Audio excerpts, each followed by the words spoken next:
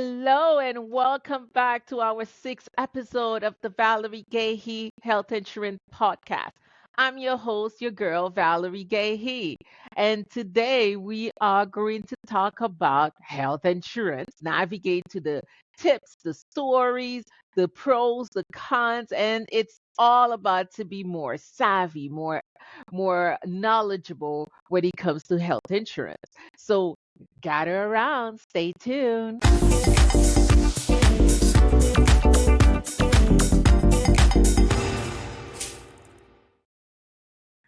All right. Thank you for being here. Thank you for being here with us for the past 1 month and a half already.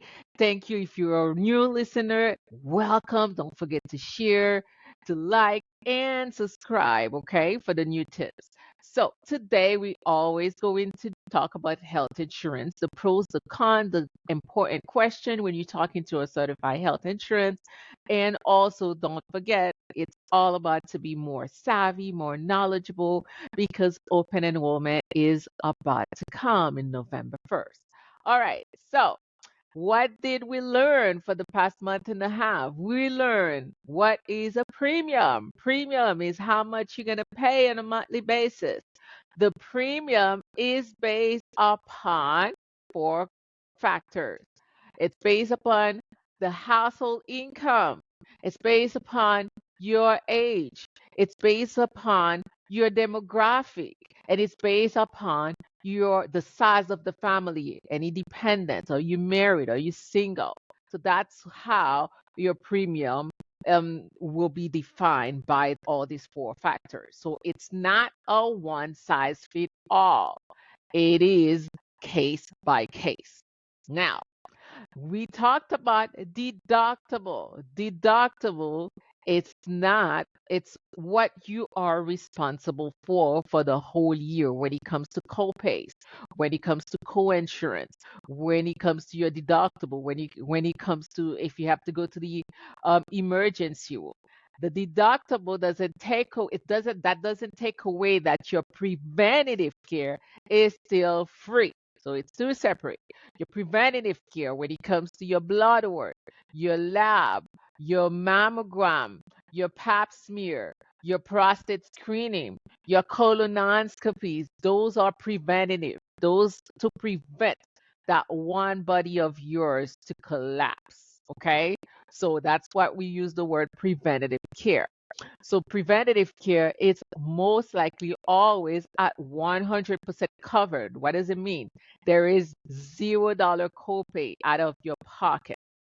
Now, the deductible kicks in when it comes to things that is beyond your preventative care.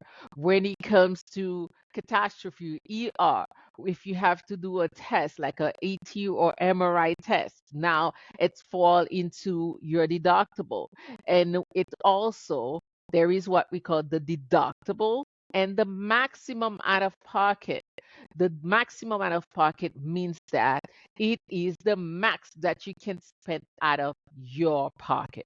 So let's say you have an open heart surgery and that surgery costs $1 million. How much on that $1 million you are responsible for? So basically, the maximum out of pocket is your cap protection. It's protecting you. So they cannot bill you $1 million. They cannot pass the maximum out of pocket. So once you go to, if let's say hypothetically you are in the ER, you're facing your deductible. Your deductible is 3,800. That 3,800 will be deducted to the maximum out of pocket. Let's say your specialist visit is $25. Copay. Remember the difference between copay and coinsurance. Copay is fixed. Coinsurance, it's a percentage of the total cost of the providers, what the providers ask. So let's say you're any specialist, gynecologist, cardiologist for your heart, your copay is $25. Every time you go to see that specialist, you pay that $25. It is being deducted to the maximum out of pocket. Anything. Let's say you go to have an MRI and your co-insurance is 25%. And let's say the total cost was 100. So you're gonna pay 25% out of that 100. That 25% will be, let's say it together, deducted to the maximum out of pocket. Anything you pay, anything that comes out of your pocket for the period of that of 12 months, it's being deducted out of your maximum out of pocket. Okay. So once what now the million question is, what happened when the maximum out of pocket goes down to zero? Beautiful. Remember the story that I said. I went to the hospital. I had that year was a catastrophe. I had stepped into a glass, so they had to get some stitches. So I was faced with my deductible. So the amount that I paid was deducted to my maximum out of pocket. I went back to the ER because I had a pain. So um the all the copay that I paid on my co-insurance was deducted. That I was faced to do a surgery. I wanted to do the surgery and that year. Why? Because I already reached that my maximum out of pocket was already at zero. I didn't want another year to step in because another period my maximum out of pocket will be back to 5,000. My but if did my surgery on year 2023 because I already reached 5,000, I would have $0 copay, nothing to pay for the surgery because I already reached the cap. I cannot spend more than that cap, which is called the MOO, which is maximum out of pocket. MOOP. Okay. Now, let's talk about the importance of health insurance. Okay. I know all my young people, 20, 21, 18, 19, you think you are invincible. But guess what? You are not. Because let's say something happened. Let's say hypothetically you are in the perfect health, but you play soccer. You know what can come for playing soccer. You play any sport. Any sport comes with a high risk of injuries. Okay, injuries. So let's say you broke a leg. That is a catastrophe. You have to go to the hospital. You don't have to you don't have to have fever or coughing to be sick. There's something that called accident. Let's say you are a reckless driver. Hmm. That's another thing too. You know what's gonna come. Only one thing can come when you drive fast, and that is catastrophe. You have to have health insurance to protect you, because if you don't have health insurance, you are going to be rushed to the ER. Yes, they are going to be taking care of you, but guess what? You are going to be billed. That is inevitable. That is that somebody has to get paid. The providers has to get paid. The hospital, the facilities has to get paid. And the system is there for you. They will serve you. They will do the surgery, but it will go under. If you don't pay it, then it will go under your credit. So imagine you're 20 years old. You hit with medical bills. You have a whole life ahead of you. You don't want to start life with a bad credit because it's going to limit you for future endeavors. So however, health insurance is here to provide you the peace of mind. What if something happened? Just like car insurance. But car insurance, we have to have it by law. Health insurance, it's so-called optional. However, it is as important as the car insurance, because first and foremost, that one body of yours, we don't have two soul. No one has two bodies. We have only one that we as an individual responsible to take care of. Okay.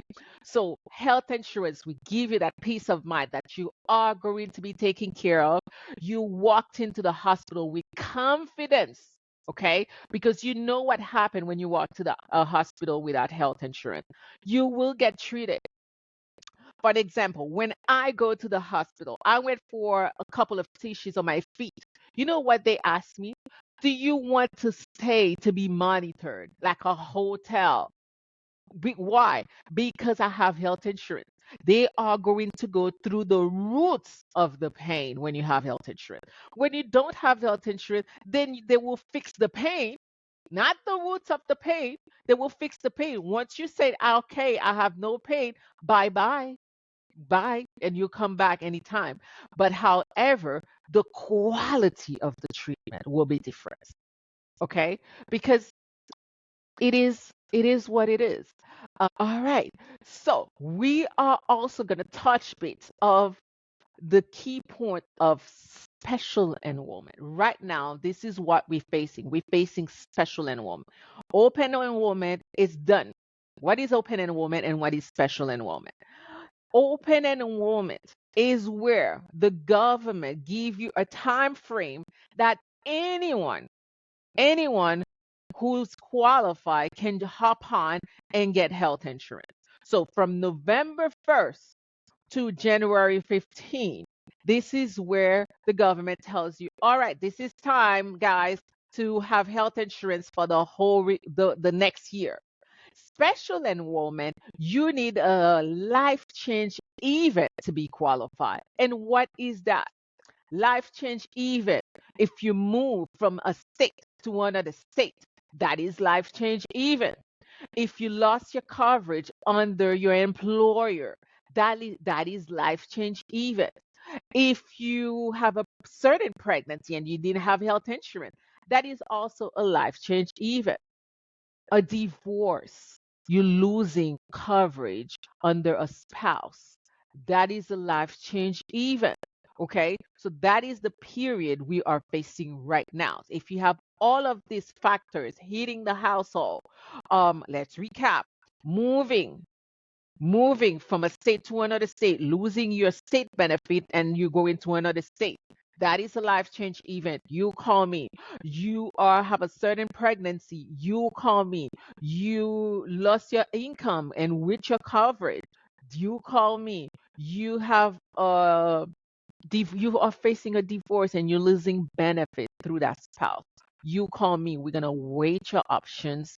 We're gonna go analyze case by case. Remember, it's case by case. It's based on income, on factors, how many dependents, and demographic. And we are going to find a solution, me and you. All right. So I hope you learn a little bit more today. That's the whole purpose of the podcast, the Valerie Gehy Podcast. Don't forget to subscribe, share, but because you want to know the other tips, you want to know the dates, new regulation. Next week, we're going to have a guest. We're going to talk about weight loss and if your insurance cover your weight loss. So stay tuned, subscribe, gather around, and bye bye. I see you in the other line.